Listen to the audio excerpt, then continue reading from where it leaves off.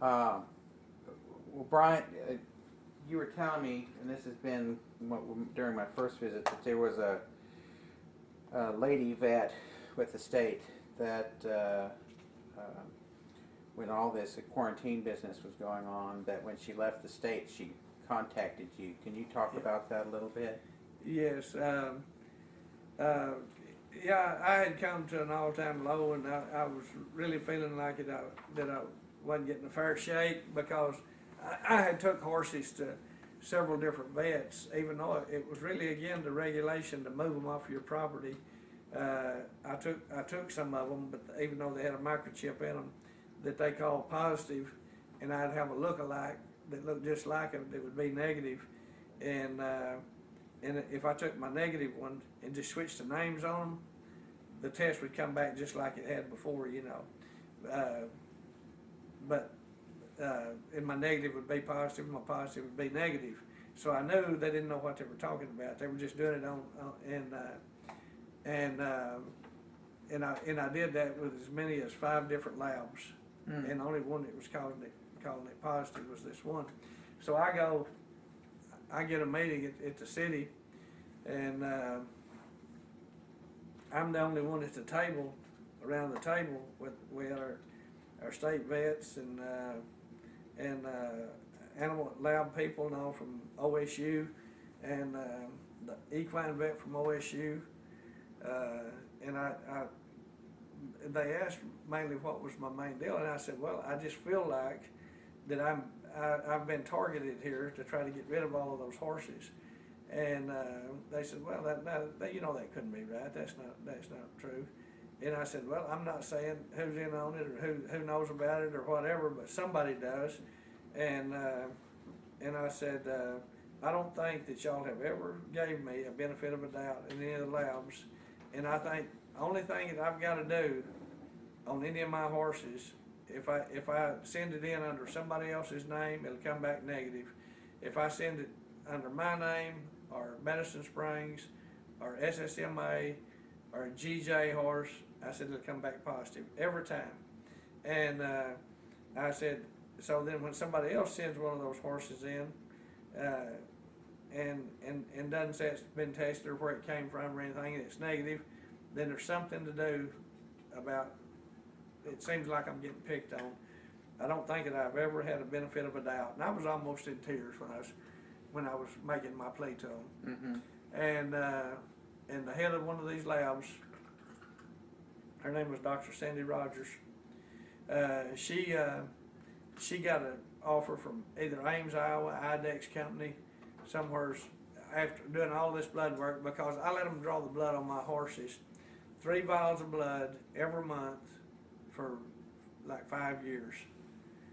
They came and drawed blood off of those horses and was doing research on it. And I understood they were going to try to come up with a vaccine that would help prevent EIA, because I thought at first I really had a problem. I believed them and I trusted them and I trusted the system.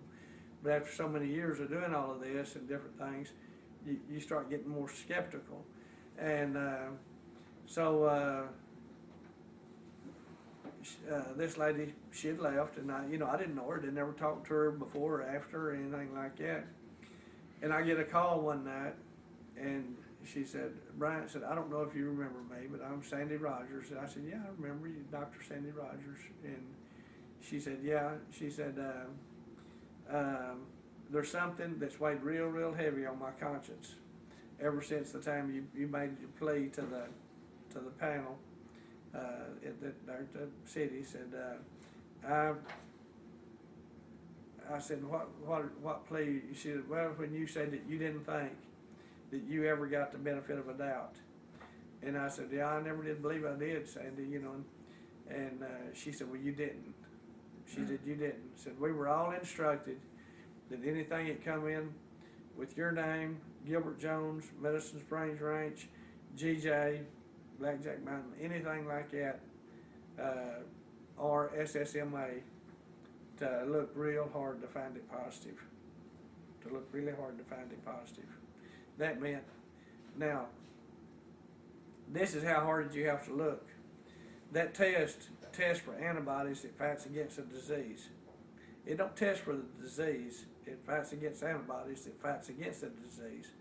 Well, horses that have survived through all the years that these horses have survived on their own, hundreds and hundreds of years, in Mississippi and here, they have to have some kind of antibodies built up in their system to fight off natural diseases.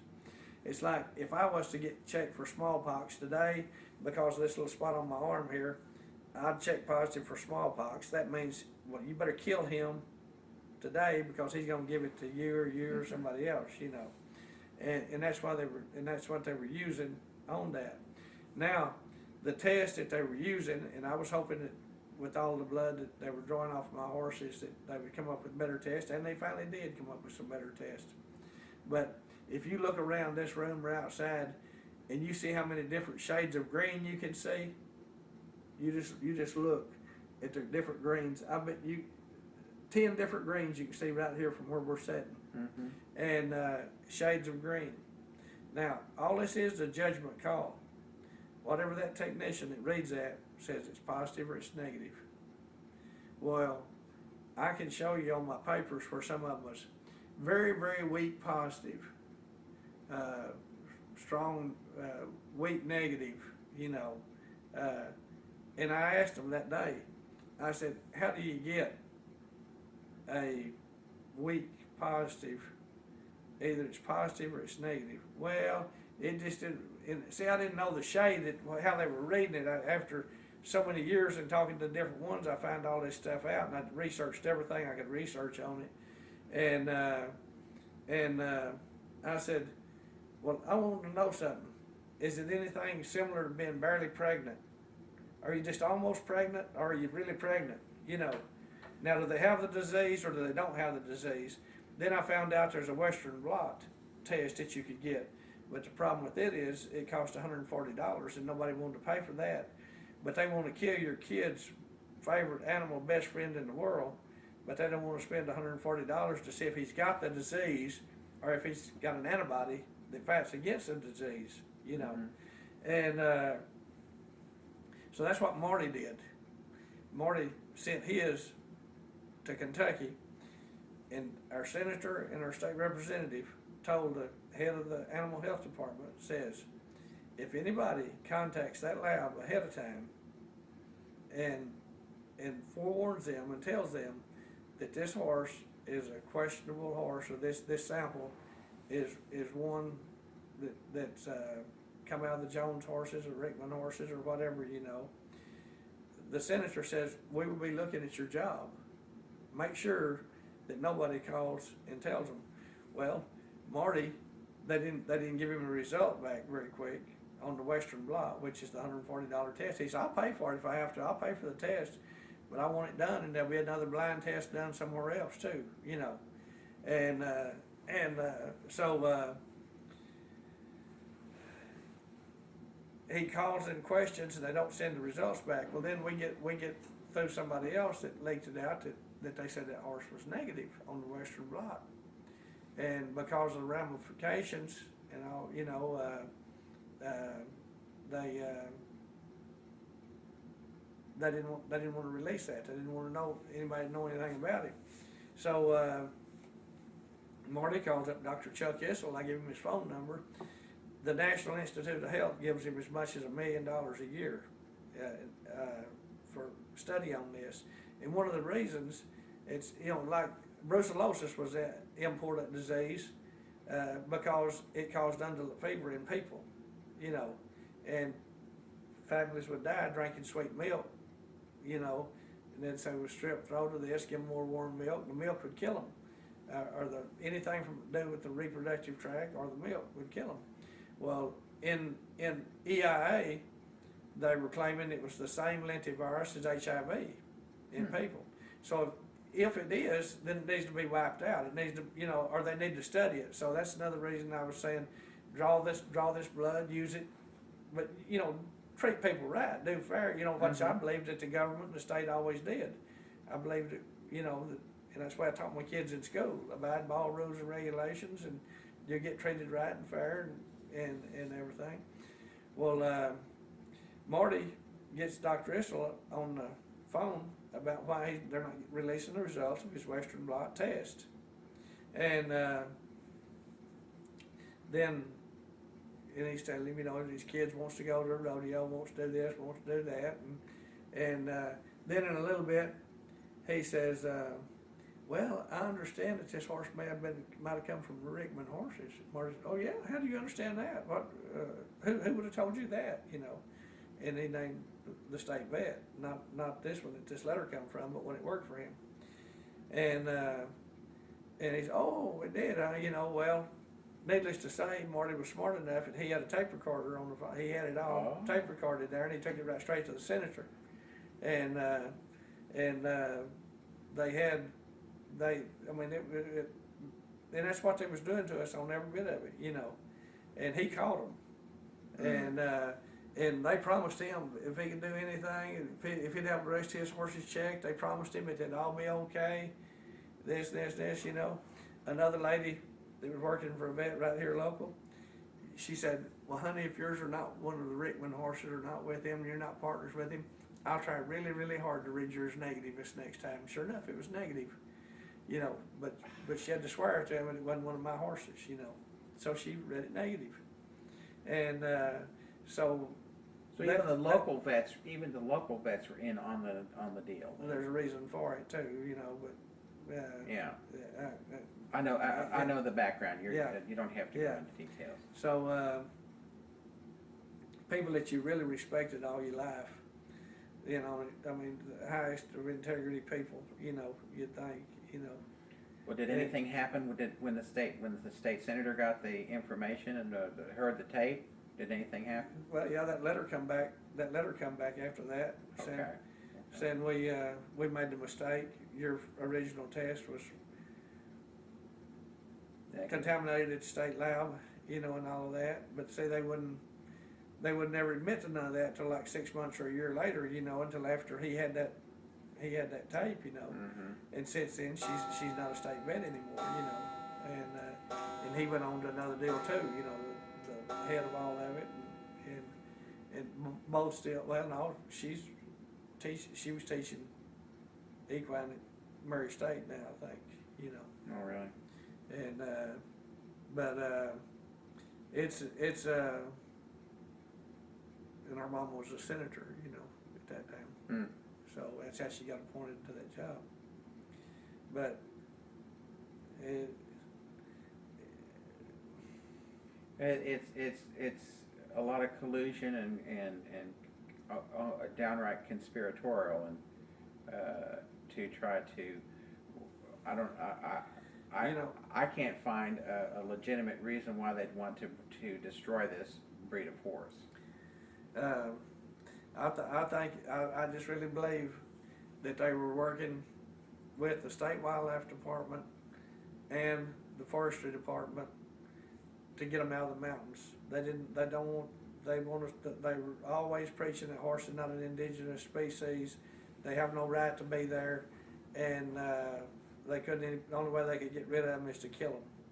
And if you could declare them menace or infectious disease carrying animal that threatens the well-being of all the equine industry in the state of the United States or whatever, you know, then it would justify coming in and killing them.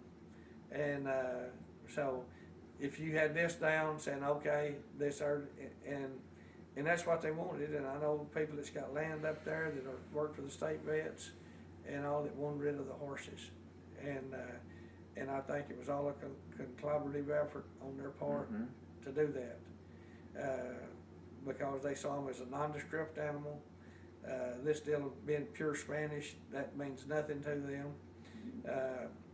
People like Gus Cothran, that's a leading geneticist in the nation that works for A&M, that says they're a genetic treasure, you know, that they're the only last free roaming herd of horses in the United States that test for nothing but Spanish markers. Whatever you do, don't never lose them. Bob Denhart, that started the American Quarter Horse Association, that wrote the first books on the American quarter horses. He said the same thing. He said, Jones, what you've got is a genetic treasure, you know, don't ever let anybody convince you to breed something else to them or to dilute those horses, you know. And those kind of people, they knew what they were. Don Worcester, he knew what they were, you know. But our local people, they just see them as seeing a field mouse run across the road, you know.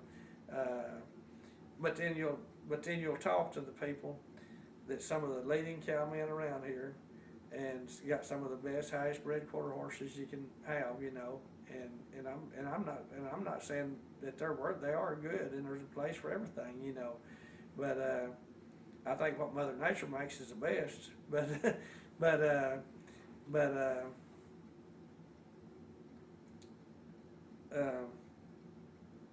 they'll turn around and they'll tell you the best horse I ever put my leg across was just one of them blamed little old Choctaw ponies.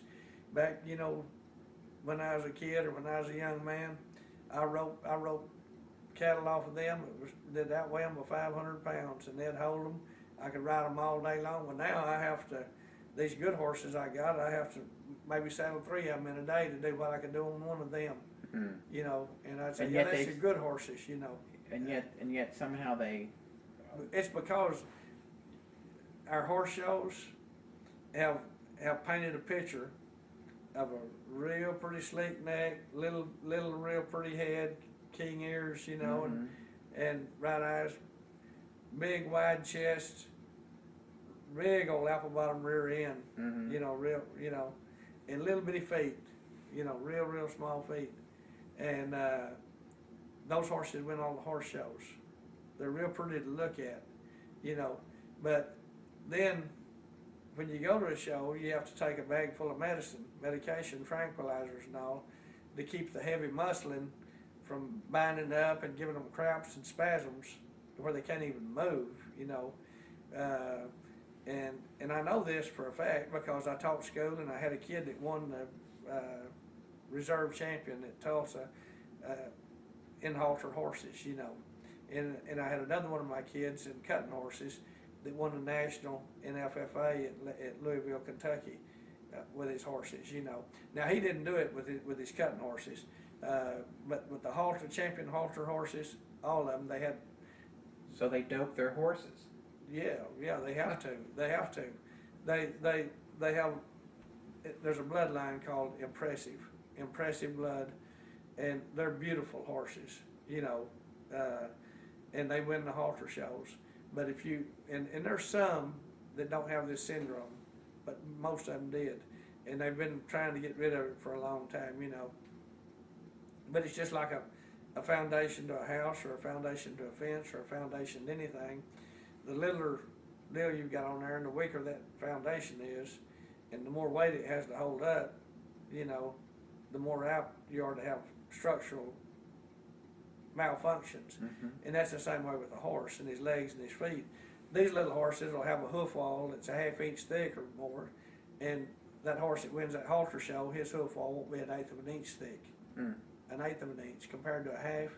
Now, which one do you want to take out across the mountains on it? If you had to ride back from here to Oklahoma City, you better be riding one of these, you know. And I'd feel sorry for it, but yeah, no, it would carry you a lot further than a 1,200-pound horse would. Yeah. You know. Yeah. And and so the halter shows have done more to hurt, you know, functional horses, and people are understanding that and realizing that. And you go out and you spend a fortune on training on that horse, and by the time he's 5 or 6 years old, or you've used him 5 or 6 years, he's broke down. He's got knee problems, splits in his legs, and all that. These horses, it don't happen to, you know, and because you're not breeding them to be pretty, you're letting Mother Nature do it the way that it was intended to be, you know, done, and then you got to see beauty in that, you know, and I do, you know, I see it in it. I'm not apologetic for the horses, you know, sure. But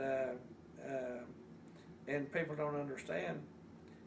You can bring me a truckload of really nice, pure, good-looking quarter horses out there right now, and give them to me, or trade them to me for one of mine, or 10 of mine, or 20 of mine, or whatever. It ain't no deal. I don't want them. I wouldn't take them on anything. You know, you couldn't pay me to take them and keep them and be responsible for them. You know, I mean, you'd have to pay me an awful lot. You know, it'd have to, but there was a time I would have gave anything for them. You know, because that's what I wanted. Because when I was a kid, I thought that was the only horse to have. And I thought the one I was riding was the inferior horse because people made me feel that way. Then when I got old enough to know better, then you had the better, you had the better breed. I had a complete change of heart in that.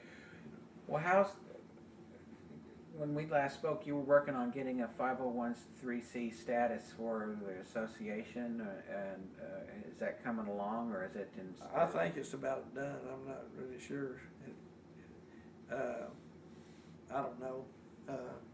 They keep me in the dark on most of that kind of stuff. I just let the ones that know how to do it, you know, so I don't know. Well, I know it takes a little bit of lag time with the Internal Revenue Service I just remember when I left, I said, don't put anything down below Patriot or Tea Party or anything like that, and you'll likely get it stamped pretty quick.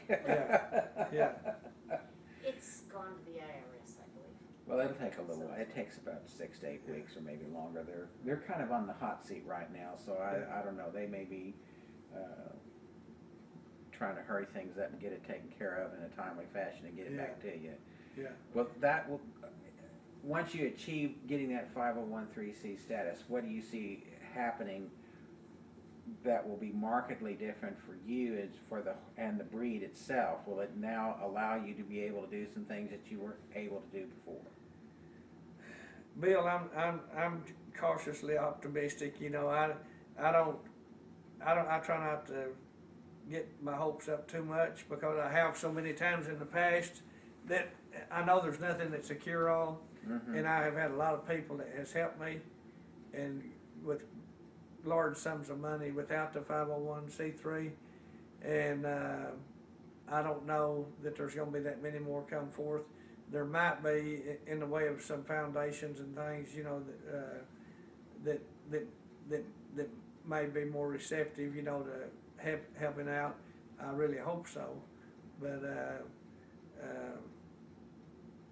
I just about have to see it, you know, to believe it, because we have had one that it could be used, you know, and there's different reasons, you know, it was out of state and different things, reasons that maybe somebody didn't want to use it and all that, but you know, if you just get one or two, it could be a lifesaver, you know, that you haven't had, you know. Sure.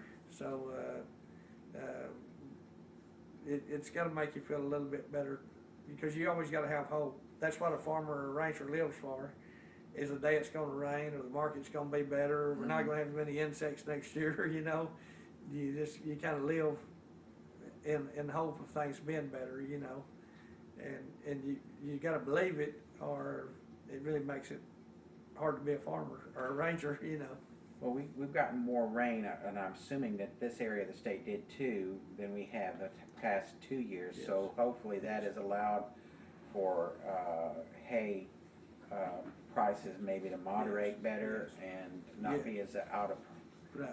This has been the best year we've had probably in about 7 years or better, and we have more hay on hand right now than we've had, and some of the people want to keep the hay prices up, but they've come down probably $10 a bale, round bale, you know, and but we do have a lot. We had a lot more grass through August than we've had. We had grass in July that we hadn't been having in May, you know. Yeah. And so it has been a whole lots better for us, you know. And we've got some additional pasture now. We had this Larry Chambers come down from Blanchard, Oklahoma, and just paid for like 2 miles of new fence to be built and helped us build it, and bought us a big grain bin to put 30 ton of feed in. Wow. And so and that's not with the 501 see. They're just for the love of the horse. Because he watched that movie. His wife did and fell in love with the movie, you know, and they wanted to come and do more than lip service. They wanted to come and do something to help, and they did, you know, and we've had a few like that, like Jim Stevens here, and he's bought all the hay I've got now, you know, probably got 200 bales of hay down there, more than that, and he's bought all of that, and we've just had a lot of good people, you know, that has really helped us and helped the horses. You know, I haven't made any money. I joked a while ago about making money on the horses because I just raise the price every day, you know. Yeah. I also tell them sometimes, you know, that no, I don't have any horses for sale. I said, you don't have any, look at all the horses you've got out here. You don't have any for sale? I said, no, I don't really have any for sale. So, well, I love horses and I want some horses and all that. You know, and I said, well, you wouldn't really know what they'd be worth until you try to raise some of your own. You know, you go raise you some of them, and you know what they're worth then. But that's kind of a little bit of a joke. But there are plenty of them for sale. But you can't ever expect to get what you've got in them. You know, or the raising of them out. Well, I think if some of the ideas that are floating about once the 501c3 comes through and maybe sponsoring a horse or adopt a horse or something like that will hopefully take off, and there will be people who really want to do that, because there are a lot of people who love animals and find them more appealing than they do people. So I tell you, I like that old saying, you know, that good old common horse sense is something that a horse has got, that God gave a horse to keep them from betting on people. You know. Well, that's pretty good. Yeah. I think on that note, I think that's a good note to stop on, and I sure appreciate your taking time to tell us this story. That this is something that ever since I heard it at the annual meeting of the Historical Society in Durant a few years ago, that you and Francine did, I got fascinated with it, and I'm glad that I was able finally to get this story told, so we could have it for the history of this breed, and I sure appreciate it. Well, I appreciate you coming and doing it and having the interest in the breed, and it is a native breed. You know, it's not the native breed to Oklahoma, but it's as close to as you could get. You know, and of course we know there were some Plains Indian horses brought into here and all too. You know, at different times, but we do have a difference in some of the makeup on those, just through one or two different Spanish type horses that came from the other part, you know, from out west, you know. It makes them just a little different than the ones from the eastern horses. And we have people here that was raised here that would tell you real quick that the old Oklahoma Choctaw horse that we have always had here has a whole different temperament. They're a lot more docile. They love people more. They want to be around people more. They'll hang closer to your house. They'll hang closer to you than the ones that Gilbert Jones brought here from New Mexico and the Staked Plains of Texas, Atlanta, West Dakota country, and all. Those horses, we know which ones they are. I know which ones they are by looking at them and everything, and I sure know because I know the history and the bloodlines of them.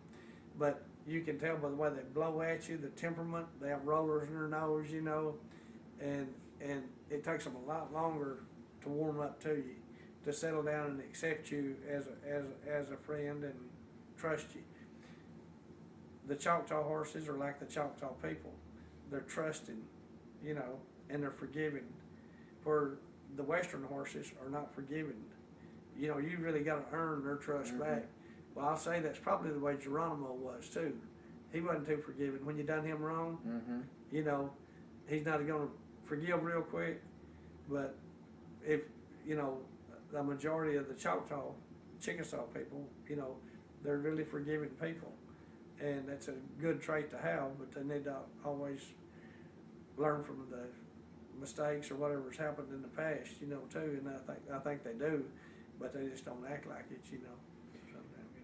Well, I'm adding up my figures, and in about 18 more years, you can celebrate the 200th anniversary, unfortunately, of the removal of the Choctaws to Oklahoma, but also can say it's the 200th anniversary of the Choctaw ponies coming to Oklahoma as well.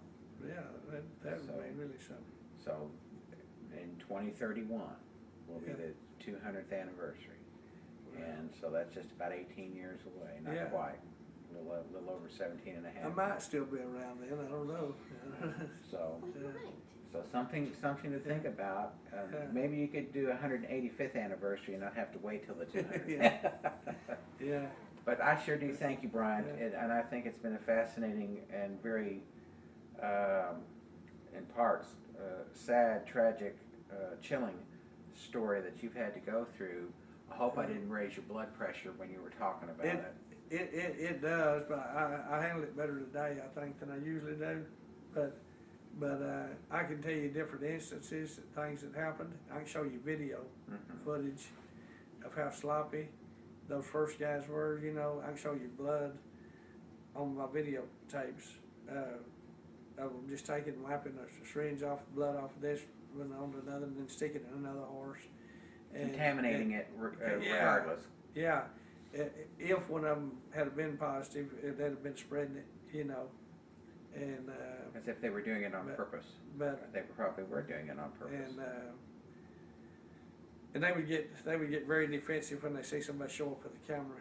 Oh, they, you know, and Imagine that. yeah. Well, But I'll tell you, there was a lot of good that came out of it. On the part, I got to be friends with a lot of vet students, and I'm talking about from all countries that went to OSU. There was Dr. Becky McConaughey. She wasn't a part of it, but I heard her tell another one of the vets. You know, she said, no, there's no way I would do anything like that. And then she says, and I couldn't tell what the other one said, and she said, but listen, I value my education and my position and all that, and there's no way I would ever even jeopardize that in any way, you know. I wouldn't jeopardize my integrity, let alone my certificate and my degree and all that. And I think she was being asked to do something to one of the samples right then, you know. But she was the head one vet from OSU that was coming down and doing all of this, and so OSU was getting a sample of this blood when they draw 3 tubes. They would get a sample. The Oklahoma State Lab would get a sample, the Animal Health Department, and a sample would be sent to, I think to Gus Cothran or one of them down there. You know, there was three different directions it went. You know, and but I think that whatever was being done to it was being done there on my place before it was ever sent to any of them. You know, and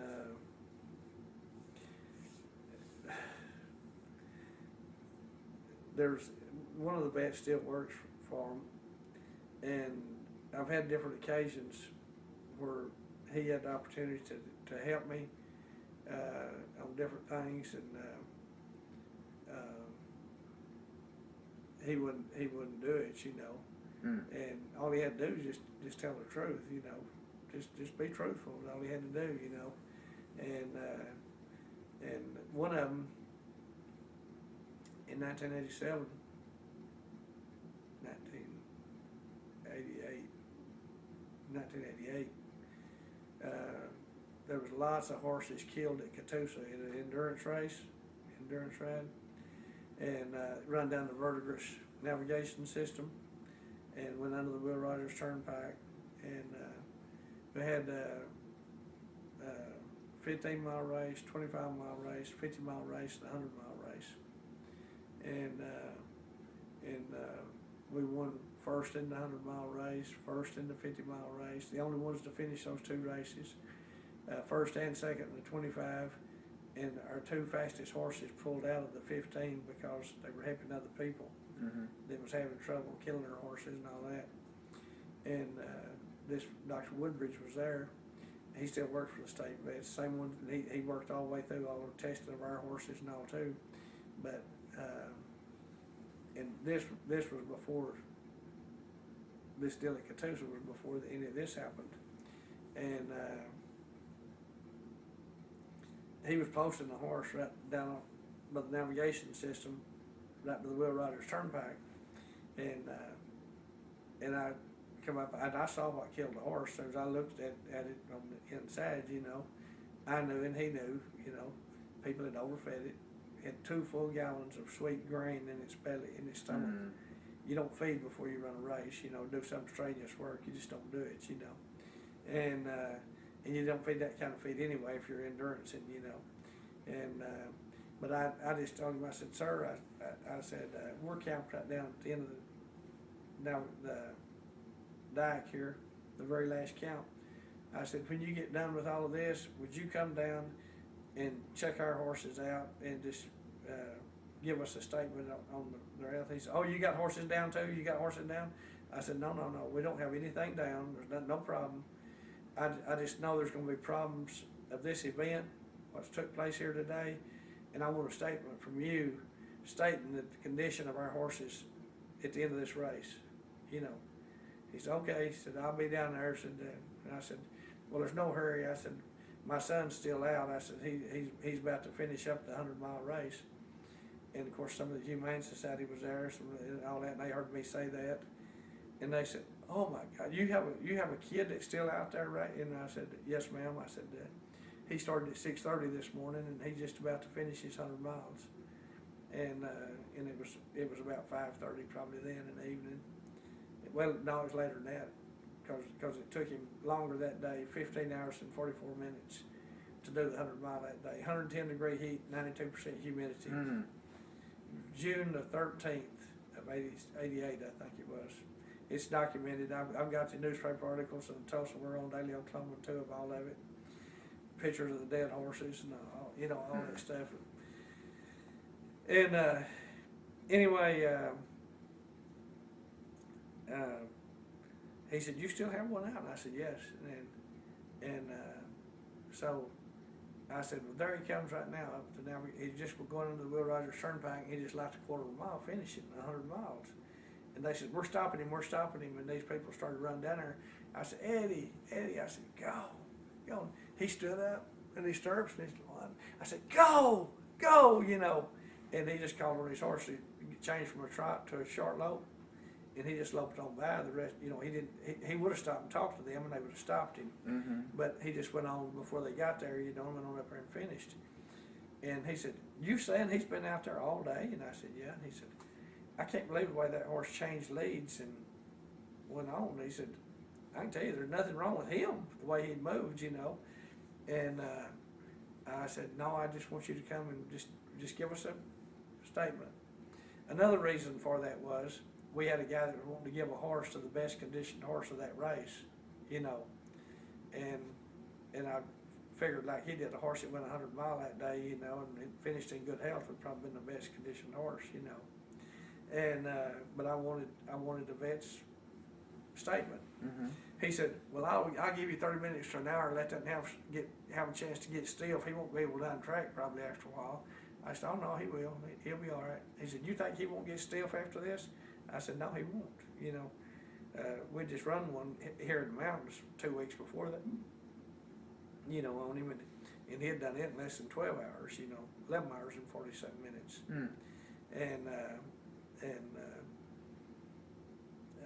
But anyway, I asked him on 2 different occasions if he would write a statement as to the condition of our horses after that deal, and he wouldn't do it. And another time when a doggone movie come out and it was controversial, you know, I asked him to write a statement as to what he saw that day, the kind of horses he saw dead, and what our horses did that day. And because I wanted to send it to the movie producer because they were saying that the horses had never been tested, They had never had to run against good Arabian horses before and all this kind of stuff. And I said, there's an unbiased veterinarian that was there that day and saw it. They had a record of 19 that died. We knew of 27 horses that died that day that we knew of, that, and not any of ours, not, you know, and I wasn't proud to be a part of something that did that. If I'd have known it was going to happen that way, I wouldn't have went and participated. But once we did, I wasn't ashamed of what we did either. We wanted to prove what our horses could do, and we wasn't running for the money. We didn't never get all of our money. We got part of it, but and we could have sued for it, but we didn't, you know. And 'cause anytime we raced, we never raced for money. We raced just to prove what the horse could do. And at that race, they done just what we expected them to do. They did the 25 mile first and second hour in 5 minutes, and they did the 50 mile in 3 hours and 10 minutes, and then the 15:44, 15:47, and the 100 mile. And our two best ones was pulled out of the 15. The horse that had won more of our races up here in the mountains than any of them, my daughter pulled out on him to help other people, you know. And there was another instance that I had asked him to verify what he'd done. But when I went before that group in Oklahoma City, that was the first time I had seen him. And since that time up there, you know, and he said, "Oh yeah, I know Bryant from Catoosa, you know," and we struck it up and talked, you know, and everything and all then. And that's when I was just getting into that deal on the testing, where I didn't really feel like I was getting the right deal. Then he started coming down and testing my horses too, you know. But anyway, it's been a lot of good things that's happened, and a lot of it, you know, that hadn't been. But we have proved that the horses are worth their salt. They're worth the grass they eat, and the good clear water they drink, and the polluted air they breathe. You know, and not all people feel like that they're worthy of that. You know, but there's not a town or a city or anything in America that's been built in the last 50 years or 100 years or whatever, you know, that a horse or a mule didn't have something to do with building that, and building the major roads that we enjoy and everything. And they're the base horse that, you know, did a lot of it other than your main draft horses, you know. So I'm just glad and fortunate that I had a part in helping preserve them, and something I'll always be proud of, you know. Well, I think you should be, and I can't express my appreciation enough that you've been willing to do this and tell this story. Yeah. Thank you. Sure was. Oh, that was still on there too, though.